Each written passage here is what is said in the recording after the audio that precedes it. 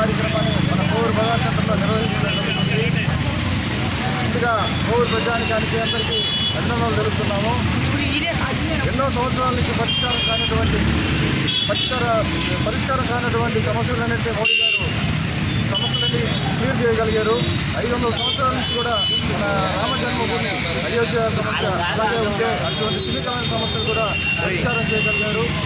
70 ఆర్టికల్ని రద్దు చేసి కాశ్మీర్కి ప్రజాస్వామ్య ప్రభుత్వాన్ని అందించారు. త్రిపుల్ తలాక్ మహిళలకి ముస్లిం మహిళలకి త్రిపుల్ తలాక్ని అమలుపరిచి వాళ్ళకి త్రిపుల్ తలాక్ రద్దు చేసి వాళ్ళకి విద్యుత్ వికాసాన్ని కూడా కల్పించడం జరిగింది. ఇవన్నీ మోడీ గారు హయాంలో జరిగాయి. ఇంకా రాబోయే రోజుల్లో ఇంకా అభివృద్ధి పనులు చేసి మన దేశాన్ని 5వ ప్రపంచ ఆర్థిక విధానాల్లో 5వ స్థానానికి వెళ్తుందని ఆశిస్తున్నాం. ఈరోజు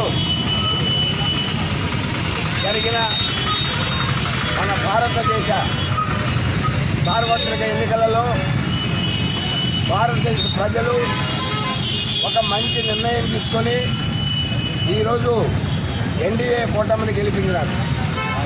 దానికి ముఖ్య కారణం మన భారతదేశానికి సరైన నాయకుడు నరేంద్ర మోడీ అయితేనే మన భారతదేశం ప్రపంచంలోనే అగ్రస్థానంలో ఉంటుందనే ఒక మంచి ఆలోచన చేసి భారతదేశ ప్రజలందరూ కూడా మన మోడీ గారి మీద నమ్మకంతో, భారతీయ జనతా పార్టీ మీద నమ్మకంతో మన ఆంధ్ర రాష్ట్రంలో తెలుగుదేశం పార్టీ, జనసేన ఈ యొక్క అధినేతల పవన్ కళ్యాణ్ కావచ్చు, చంద్రబాబు నాయుడు వీళ్ళ యొక్క మాటలను నమ్మి ఒక మంచి నిర్ణయం తీసుకున్నందుకు ముందు భారతదేశ ప్రజలందరికీ కూడా మేము కోవూరు గ్రామ ప్రజల తరఫున కృతజ్ఞతలు తెలియజేస్తున్నాం.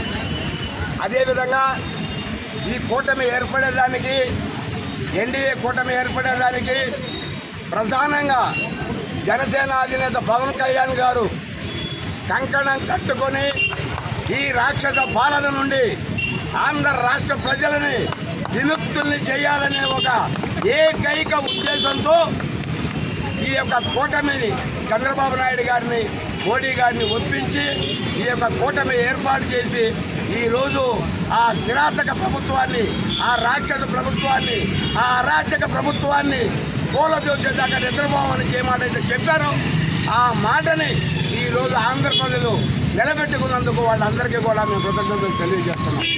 అదేవిధంగా రాబోయే రోజుల్లో కూడా భారతదేశంలోనే మన ఆంధ్రప్రదేశ్ అగ్రస్థానంలో నిలబడడానికి ఏమాత్రం అతిశయోక్తి కాదు.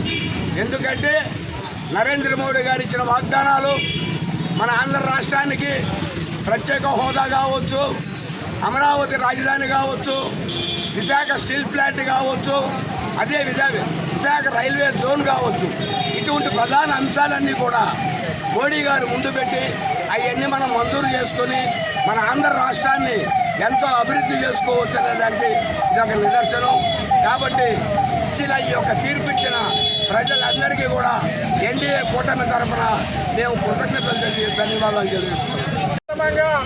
ఈరోజు దేశానికి 3వసారి ప్రధానమంత్రిగా ప్రమాణ స్వీకారం చేస్తున్నట్టు నరేంద్ర మోడీ గారికి శుభాకాంక్షలు తెలియజేస్తూ అదేవిధంగా కొవ్వూరు పట్టణ ప్రజానీకాన్ని అందరికీ కూడా మేము భారతీయ జనతా పార్టీ తరఫున శుభాకాంక్షలు తెలియజేస్తా ఉన్నాం. అదేవిధంగా ఈరోజు పండిట్ జవహర్లాల్ నెహ్రూ తర్వాత భారతదేశంలో 1962 పండిట్ జవహర్లాల్ దేశ ప్రధాని ఎవరైతే ప్రధానమంత్రి ఎవరైతే ఉన్నారో ఆయన తదనంతరం ఈరోజు the great Bharatiya Janata party తరఫున నరేంద్ర మోడీ 3వసారిగా ప్రధానమంత్రిగా ప్రమాణ స్వీకారం చేస్తున్న శుభ సందర్భంగా కొవ్వూరు భారతీయ జనతా పార్టీ మండల పార్టీ తరఫున శుభాకాంక్షలు తెలియజేస్తూ ఇప్పుడు మన మండల అధ్యక్షులు మాట్లాడవలసిందిగా సెలవు తీసుకుంటున్నాం.